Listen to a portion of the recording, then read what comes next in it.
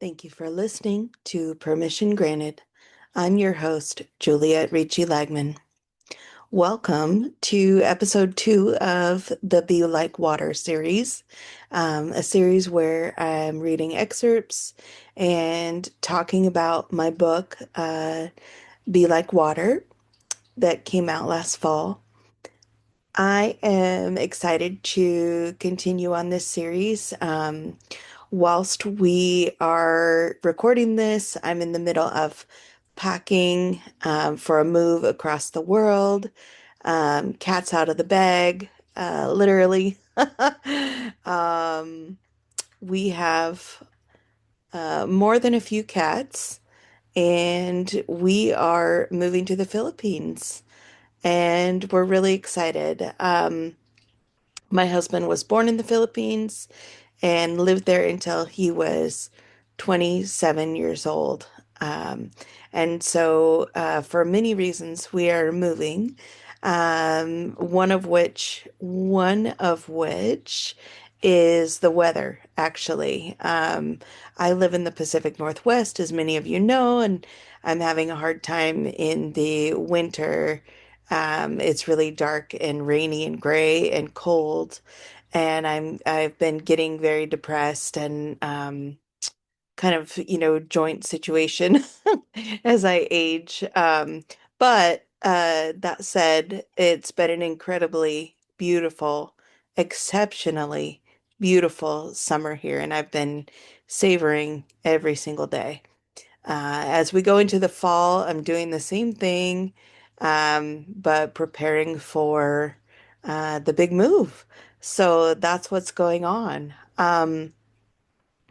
In this episode today, I'm going to read three excerpts. These are towards the beginning of the book, and they are more difficult. They're kind of the difficult part of the journey, the painful part of the journey.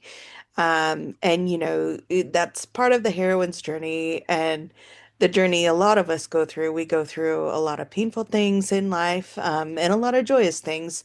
So I'm kind of starting there, and then the next chunk will evolve a little more. And then the end, we'll talk about freedom. So I'm really, in this section talking about loving myself and learning to love myself, um, and kind of some of the things surrounding that. And this is really a journey of freedom and forgiveness, um, to self-acceptance and self-love. And so, with that, I'm going to begin. I am at my stepmom's house for a visit.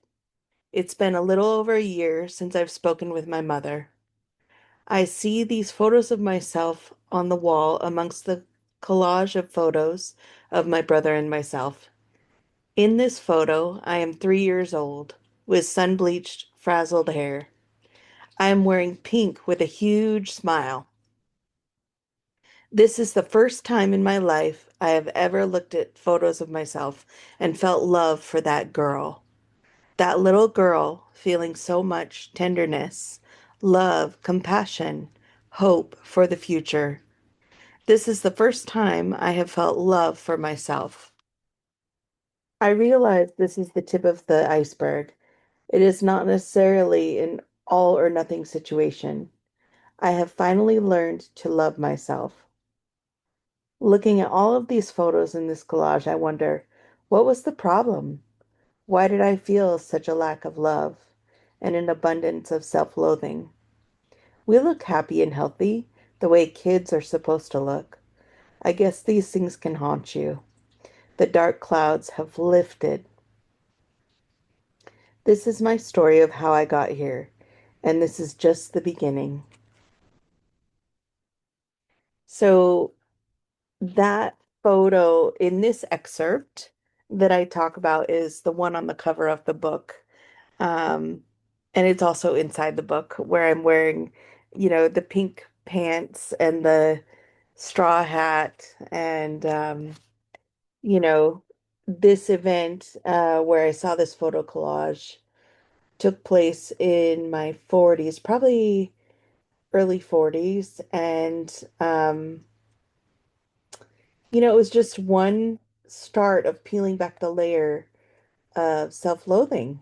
And truly, you have to start somewhere, and you have to be intentional. You have to make a decision that you're going to pursue this road of self-love. And, I've tried everything over the years. Therapy, energy healing, um, pretty much you've named it. I've tried it. And the thing that's worked for me most, obviously, was a combination of things. Number one is time. That was the biggest one. And in this country, we just feel like time is such a luxury, and it's also kind of a selfish, it's looked at as a selfish thing to take time for yourself and take care of yourself. And I'm not talking about like necessarily bubble baths and facial masks and things like that. Oh, those are wonderful. I'm talking about like just quiet and not feeling like you have to hustle and, feeling guilty if you're resting and um that you have to hustle for your worthiness, and be at attention all at all times. Like it's, this year as I've discussed, I've taken a lot of naps. Um, I've done a lot of things that I wanted to do. And the way I've been looking at it is I'm making up for all that lost time, all those vacations that I didn't take, or I was too tired to, go do things. All the times I denied myself and didn't take care of myself and dropped whatever I was doing to go help somebody else. Nor did I feel like I could pick up myself and take care of myself because, you know, I wasn't worth it, in my mind. So it's been a huge reversal of that layer by layer, and I'm still working on it. But I'm getting closer. Energy healing really was incredible. As many of you know, I worked with a local energy healer, and a life coach, and I invested in myself, and it was the best thing. And then finally, strength training, because literally learning to love my body and feeling stronger, feeling better. These are all things I've ignored all these years. I've always thought about the cerebral or artistic kind of world more so than the physical. So, anyhow, the next section that I'm going to read is this is a page about something that happened when I was probably in middle school. So, anyhow, with that, I'll begin. Dear Diary, I feel like I've been here 1,000 times, waiting, waiting, waiting. Waiting for my life to begin, waiting for her to love me. Correction, waiting for her to show me and tell me that she loves me. Waiting to not be an afterthought, waiting to not be forgotten. Waiting for the day I can be on my own and rely solely on myself. Waiting for the day I can trust myself. But right now, I'm just waiting for her to pick me up from Girl Scouts. Here again, so embarrassed, so abandoned, so feeling the world shift under my feet every time I think it's okay to stay in one place, to relax, to make a friend, and to let my guard down. I guess this is why I don't expect much from life.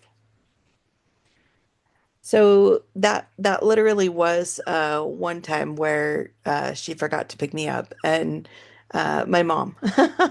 And it hurt. And looking back, I think about like all the overtime she worked to support us kids as a single mom, and just trying to keep the house running and keep us alive. And you know, I kind of feel guilty about all of that, but um also, that doesn't change how I felt as a child, like as if I were an afterthought, or, not loved or cared for or provided for.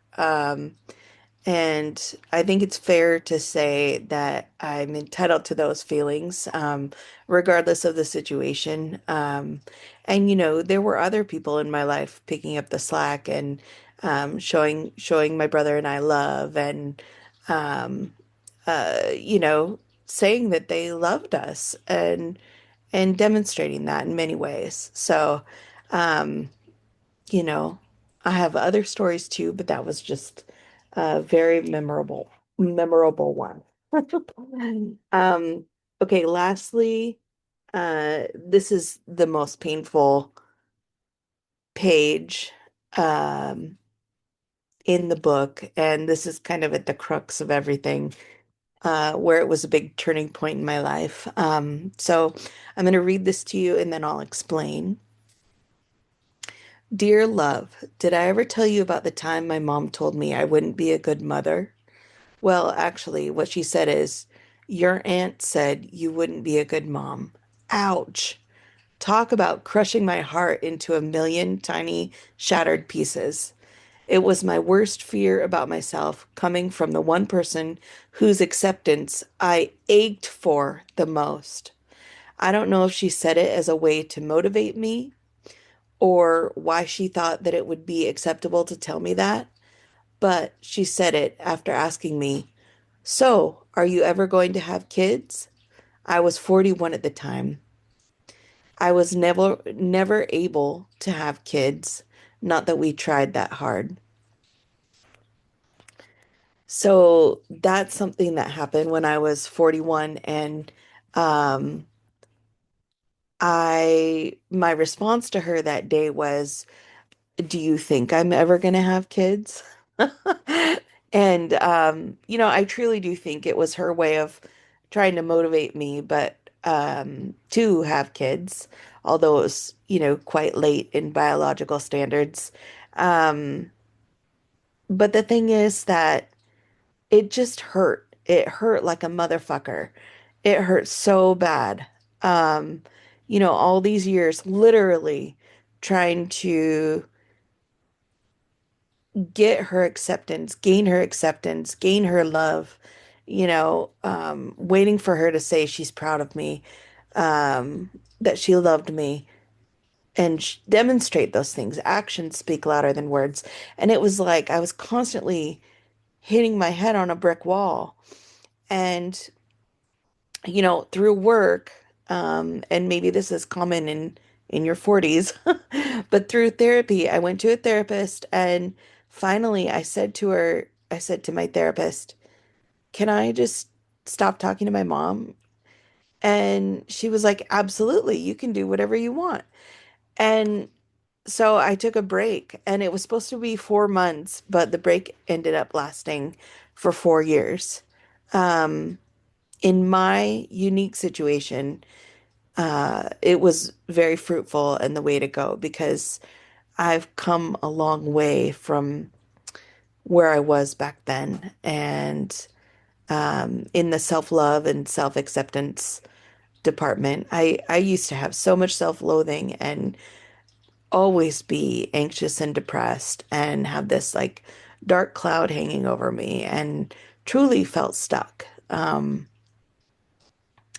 And so through all this work, I've been able to break free of that. A big part of that is just learning that you don't have to please everybody, and simply put, you know, you should do what you want and do it now.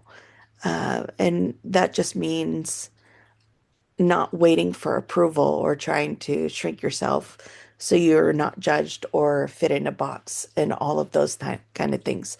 And I talk about that more in the book. And in my next book, I'm going to expand on that even more because that is what this podcast is about. That is what I'm trying to demonstrate in my life.